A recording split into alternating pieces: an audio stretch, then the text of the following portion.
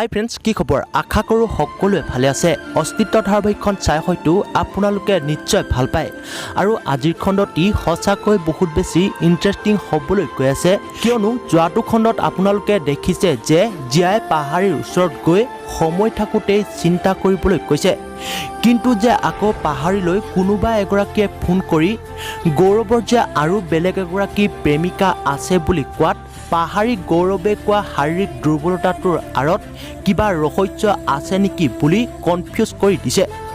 এতিয়া বাৰু বন্ধুসকল, সঁচাকৈ গৌৰৱে পাহাৰীক মিছাকে ক'লে নেকি? আৰু যে বাচ্চা এটা এডপ্ট কৰাৰ কথা কৈছে, সেইটো বাচ্চা আকৌ সেই মানুহগৰাকীয়ে ফোন কৰি কোৱাৰ দৰে গৌৰৱৰ অন্যগৰাকী প্ৰেয়সীৰ বাচ্চা নহয়তো। গতিকে এই সকলোবোৰ জানিবলৈ চাওক অস্তিত্ব ধাৰাবাহিকখনৰ আজিৰ সম্পূৰ্ণ খণ্ডটি। বন্ধুসকল, এই ধাৰাবাহিকখন চাই যদিহে ভাল পায় তেন্তে ভিডিঅ'টো লাইক এটা কৰি দিব, লগতে চেনেলটো ছাবস্ক্ৰাইব কৰি ল'ব, কিয়নো এনেকুৱা ধৰণৰ ভিডিঅ'বোৰ আগলৈ পাই থাকিবৰ বাবে।